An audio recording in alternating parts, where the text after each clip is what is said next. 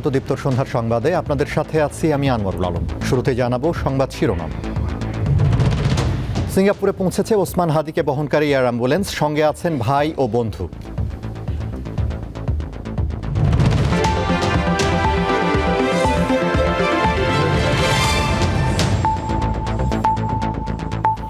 এবারে বিস্তারিত। উন্নত চিকিৎসার জন্য সিঙ্গাপুরে নেওয়া হলো ইনকিলাব মঞ্চের মুখপাত্র গুলিবিদ্ধ শরীফ ওসমান হাদিকে। তার সঙ্গে রয়েছেন ভাই ওমর বিন হাদি এবং বন্ধু আমিনুল ইসলাম ফয়সাল। সিঙ্গাপুর জেনারেল হাসপাতালে হাদির চিকিৎসার ব্যবস্থা করা হয়েছে, যার ব্যয় বহন করছে অন্তর্বর্তী সরকারের অর্থ মন্ত্রণালয়।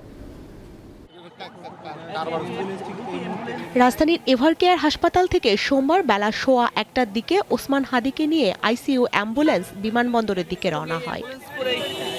কিছুক্ষণের মধ্যেই হযরত শাহজালাল আন্তর্জাতিক বিমানবন্দরের ৮ নম্বর গেট দিয়ে ইনকিলাব মঞ্চের আহ্বায়ক ওসমান হাদিকে বহনকারী আইসিইউ অ্যাম্বুলেন্সটি প্রবেশ করে।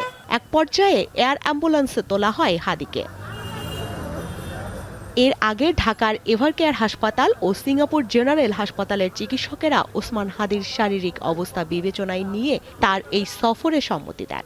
তবে সোমবার নতুন করে হাদির শারীরিক অবস্থার কোনো তথ্য দেননি ঢাকার মেডিকেল টিম। এই স্ট্যাবিলাইজ করার কথাটা, এটা এয়ারলিফটিং এর 4 ঘন্টা ফ্লাইটের জন্য ওনাকে আমরা যখন দুই পক্ষই সম্মত হয়েছে, ওই সিঙ্গাপুর জেনারেল হাসপাতাল এবং এভারকেয়ার দুই কর্তৃপক্ষ যখন সন্তুষ্ট হয়েছেন যে উনি 4 ঘন্টা ফ্লাইট করার জন্য উপযোগী, তৎক্ষণাৎ আমরা ওনাকে আসলে শিফট করিয়েছি। এয়ার অ্যাম্বুলেন্সে ওনার সঙ্গে ওনার ভাই এবং ওনার ভাইয়ের বন্ধু তারা ওনার সঙ্গে গিয়েছেন।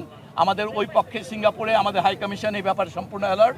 হাদির জন্য দেশবাসীর কাছে দোয়া কামনা করেন তিনি। কিডনি, হার্ট এবং রেসপিরেশন, এই তিনটি ক্ষেত্রে এখন পর্যন্ত এটাকে নিয়ন্ত্রণযোগ্য। শুধুমাত্র হাদির জন্য দোয়া চাইব। আমরা আশা করব যে সবাই আপনারা দোয়া করবেন। রাজধানীর পল্টন এলাকায় গত 12 ডিসেম্বর গুলিবিদ্ধ হন ওসমান হাদি। দুর্বৃত্তরা মোটরসাইকেলে এসে খুব কাছ থেকে গুলি করে পালিয়ে যায়। স্বস্তিকা সিংহ, দীপ্ত সংবাদ, ঢাকা। ঢাকায় শরীফ ওসমান হাদির ওপর গুলিবর্ষণকারী ময়মনসিংহ সীমান্ত ব্যবহার করে ভারতে পালিয়ে গেছে কিনা তা পুরোপুরি এখনও নিশ্চিত হওয়া যাচ্ছে না বলে জানিয়েছে বিজিবি।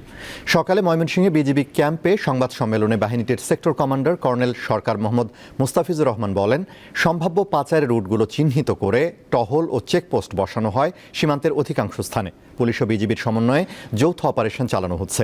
সন্দেহভাজন হিসেবে শেরপুরের নালিতা বাড়িতে অবস্থানরত ক্ষুদ্র নৃগোষ্ঠীর সদস্য ফিলিপ স্নালকে আটকের চেষ্টা চলছে, কিন্তু ফিলিপকে পাওয়া না গেলেও তার স্ত্রী ডেল্টা চিরান, শ্বশুর ইয়ারসন রংডি এবং মানব পাচারকারী লুইস লেং মিনজাকে আটক করা হয়। তাদের বাড়ি থেকে একটি মোটরসাইকেলও উদ্ধার করা হয়েছে। তাদের পরিবারের 3 জন সহ এ পর্যন্ত 4 জনকে গ্রেফতার করেছে বিজিবি। সকালে মানব পাচারকারী বেঞ্জামিন চিরামকে গ্রেফতার করা হয়েছে, তাকে জিজ্ঞাসাবাদ করা হচ্ছে। আমরাও নিজেরাও জানি, স্থানীয় যারা বসবাস করে তারাও জানে যে সম্ভাব্য রুটগুলো কোনগুলো হতে পারে। সেগুলোকে আমরা মাথায় রেখে কিন্তু আমরা রাস্তাগুলোকে আমরা ক্লোজ করে দিই, নজরদারির আওতায় আনি। একই সাথে আমরা কিন্তু গ্রামবাসীর সাহায্য নিই, আমাদের সোর্সও নিয়োগ করে দেই। স্থানীয় জনগণের ভিতরে আমাদের সোর্স আছে, তাদেরকে নিয়োগ করা হয়, সো দ্যাট তারা যাতে কোনো তথ্য পেলে আমাদেরকে যেন জানায়। শনিবার সন্ধ্যা রাত 8টা পর্যন্ত তারা আমাদের কাছে নিশ্চিত করেছে যে এখন পর্যন্ত বর্ডার ক্রস করেনি। এটা হচ্ছে একজনের ভাষ্য। তারা অবস্থান করছে নালিতাবাড়ি এলাকাতে এবং ফিলিপ সেটা জানে। এই জন্যই আসলে ফিলিপের কথাটা বারবার এখন উঠে আসতেছে। কাল মহান বিজয় দিবস, মুক্তিযুদ্ধ জয়ের 54তম বার্ষিকী। 71-এর বীর শহীদদের প্রতি শ্রদ্ধা জানাবে জাতি। এরই মধ্যে প্রস্তুত করা হয়েছে সাভারের জাতীয় স্মৃতিসৌধ। প্রথম প্রহরে শ্রদ্ধা জানাবেন রাষ্ট্রপতি ও প্রধান উপদেষ্টা। জোরদার করা হয়েছে নিরাপত্তা। মহান বিজয় দিবস সামনে রেখে সাভারের জাতীয় স্মৃতিসৌধ প্রাঙ্গণে চলে ধোয়া মোছা ও পরিষ্কার পরিচ্ছন্নতার কাজ। প্রতি বছরের মতো এবারও 2 সপ্তাহ ধরে হয় এই কর্মযজ্ঞ। গণপূর্ত বিভাগের শতাধিক কর্মীর অক্লান্ত পরিশ্রমে এটি পেয়েছে নতুন রূপ। হাঁটার পথ ও সিঁড়িসহ প্রায় সর্বত্র পড়েছে রং ও তুলির আঁচড়। বাহারি ফুল ছড়াচ্ছে সৌন্দর্য। জাতীয় স্মৃতিসৌধে আমরা রং তুলির কাজ, প্রায় রং মিস্ত্রি সবাই মিলে আমরা প্রায় দীর্ঘ 1 মাস ধরে কাজ করতেছি। কাজ শেষের মধ্যে, তো এখন আমরা প্রস্তুত। 16 ডিসেম্বর উপলক্ষে আমরা ফুলের চারা রোপণ করতেছি। এখানে রাষ্ট্রপ্রধানেরা আসবে। মুক্তিযুদ্ধের শহীদদের প্রতি শ্রদ্ধা নিবেদনের জন্য জাতীয় স্মৃতিসৌধ পুরোপুরি প্রস্তুত রয়েছে বলে জানিয়েছে গণপূর্ত অধিদপ্তর। জাতীয় স্মৃতিসৌধের শ্রদ্ধা নিবেদন উপলক্ষে গণপূর্ত অধিদপ্তর কর্তৃক স্মৃতিসৌধের বিভিন্ন স্থানে মেরামত কাজ, রঙের কাজ, পরিষ্কার পরিচ্ছন্ন কাজ, ফুল গাছ রোপণ, সিসি ক্যামেরা স্থাপন এবং আনুষঙ্গিক মেরামত কাজ ইতিমধ্যে সম্পন্ন হয়েছে। জাতীয় স্মৃতিসৌধ শ্রদ্ধা নিবেদনের জন্য এখন পুরোপুরি প্রস্তুত। মহান বিজয় দিবস উদযাপন নির্বিঘ্ন করতে নেওয়া হয়েছে কয়েক স্তরের নিরাপত্তা ব্যবস্থা। স্থাপন করা হয়েছে সিসিটিভি ক্যামেরা। এখানে 4 স্তরের নিরাপত্তার ব্যবস্থা রয়েছে এবং আপনারা জেনে থাকবেন যে আজকে থেকে আমাদের সাদা পোশাক এবং পোশাকধারী ডিপ্লয়মেন্ট রয়েছে। 16 ডিসেম্বর ভোরে রাষ্ট্রপতি ও প্রধান উপদেষ্টার শ্রদ্ধা নিবেদনের পর সর্বসাধারণের জন্য উন্মুক্ত করে দেওয়া হবে জাতীয় স্মৃতিসৌধ। আফরিদ হাসান, দীপ্ত বার্তা কক্ষ।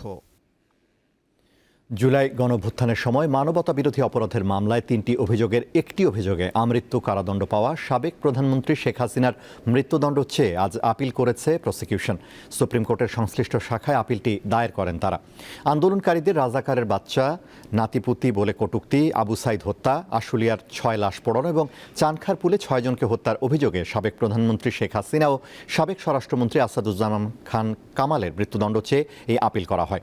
অন্য দুটি অভিযোগে হাসিনা কামালের মৃত্যুদণ্ড হলেও এই অভিযোগে তাদের আমৃত্যু কারাদণ্ড দিয়েছিল ট্রাইব্যুনাল। দুপুরে ট্রাইব্যুনাল প্রাঙ্গণে হাসিনা কামালের মৃত্যুদণ্ড চেয়ে আপিলের পর প্রেস ব্রিফিংয়ে আন্তর্জাতিক অপরাধ ট্রাইব্যুনালের প্রসিকিউটর গাজী MH তামিম বলেন, জুলাই আগস্টে নৃশংসতার গভীরতায় সাবেক প্রধানমন্ত্রী শেখ হাসিনা ও সাবেক স্বরাষ্ট্রমন্ত্রী আসাদুজ্জামান খান কামালের আমৃত্যুদণ্ড যথেষ্ট নয়। আপিলের 60 দিনের মধ্যে এটি নিষ্পত্তি হবে বলে আশাবাদ ব্যক্ত করেছে প্রসিকিউশন। আমরা পরিষ্কার করে বলেছি যে এই অপরাধের যে নৃশংসতা, যে গভীরতা, তার তুলনায় এই আমৃত্যু কারাদণ্ডটা অপরিপক্ক হয়েছে, কম হয়েছে। অতএব এই ধরনের হেনিয়াস অফেন্সের ক্ষেত্রে মৃত্যুদণ্ডই একমাত্র শাস্তি হওয়া উচিত। আন্তর্জাতিক অপরাধ ট্রাইব্যুনাল আইনে আপিল বিভাগে যদি ট্রাইব্যুনালের কোনো আদেশের বিরুদ্ধে আপিল করা হয় তাহলে 60 দিনের মধ্যে নিষ্পত্তি করার একটা বিধান রয়েছে। আশা করছি 60 দিনের মধ্যে এই আপিলটি নিষ্পত্তি হয়ে যাবে। দেশের জ্বালানি চাহিদা পূরণের লক্ষ্যে পেট্রোবাংলার আওতাধীন বাংলাদেশ গ্যাস ফিল্ডস কোম্পানি লিমিটেডের উদ্যোগে তিতাস ও কামতা গ্যাস ফিল্ডে 4টি নতুন কূপ খনন কার্যক্রম শুরু হয়েছে। সকাল 11টায় ব্রাহ্মণবাড়িয়ায় তিতাস গ্যাস ফিল্ডের সি লোকেশনে তিতাস 28 নম্বর কূপ খনন কাজ উদ্বোধন করা হয়। প্রকল্পের আওতায় ব্রাহ্মণবাড়িয়ার তিতাস গ্যাস ফিল্ডে 3টি কূপ 28, 29 এবং 30 এবং গাজীপুরের কালীগঞ্জে একটি কূপ খনন করা হবে। তিতাস 28 নম্বর কূপটি খনন করতে 110 দিনের মতো সময় লাগবে। খনন কাজ সফলভাবে শেষ হলে প্রতিদিন প্রায় 15 মিলিয়ন ঘনফুট গ্যাস জাতীয় গ্রিডে যুক্ত হবে বলে আশা করা হচ্ছে।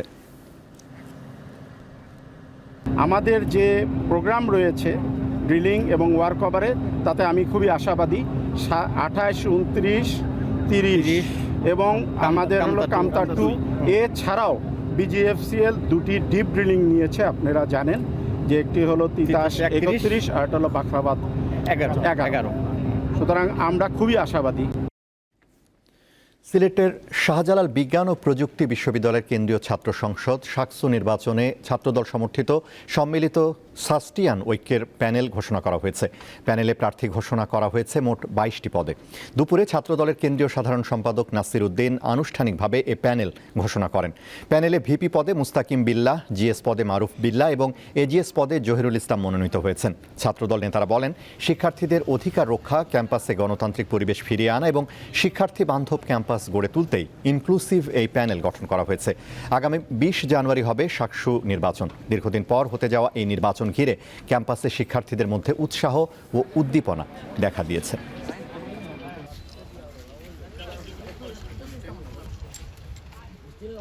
আন্তর্জাতিক গাজা উপত্যকায় ইসরায়েলি বাহিনীর হামলায় জ্যেষ্ঠ কমান্ডার রায়েদ সাদ নিহত হওয়ার তথ্য নিশ্চিত করেছে ফিলিস্তিন স্বাধীনতাকামী সংগঠন হামাস। রোববার সংগঠনের গাজা প্রধান খলিল আল হাইয়া এক ভিডিও বিবৃতিতে শনিবারের হামলায় রায়েদ সাদের নিহত হওয়ার তথ্য নিশ্চিত করেন। তিনি আরও দাবি করেন, এই হামলার মধ্য দিয়ে ইসরায়েল ফের যুদ্ধবিরতির শর্ত লঙ্ঘন করেছে।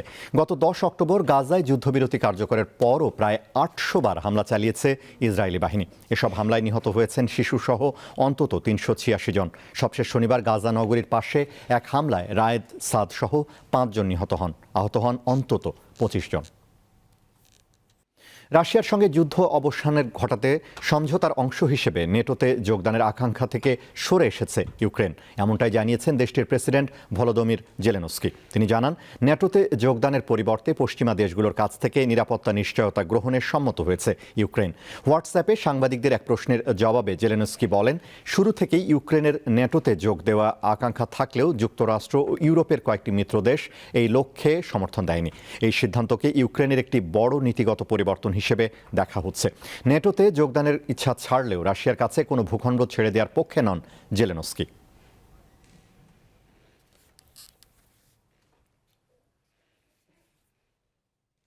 ফিফার বর্ষসেরা পুরস্কার বিজয়ীদের নাম ঘোষণা করা হবে আগামীকাল মঙ্গলবার বাংলাদেশ সময় রাত 11টায় কাতারের দোহায় ফেয়ারমন্ট কাতারা হলে গালা ডিনারে the best FIFA football awards নামে এই অনুষ্ঠানের আয়োজন করা হবে।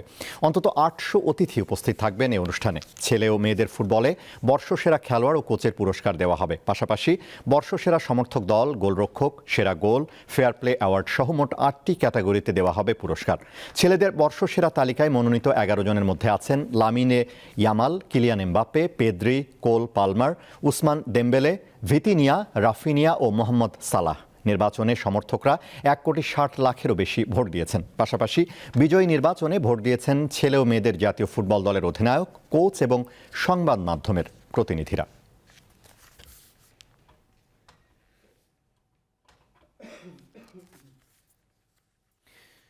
শেষ করব দীপ্তর সন্ধ্যার সংবাদ, তার আগে সংবাদ শিরোনামগুলো জানাবো আরও একবার। সিঙ্গাপুরে পৌঁছেছে ওসমান হাদিকে বহনকারী এয়ার অ্যাম্বুলেন্স, সঙ্গে আছেন ভাই ও বন্ধু।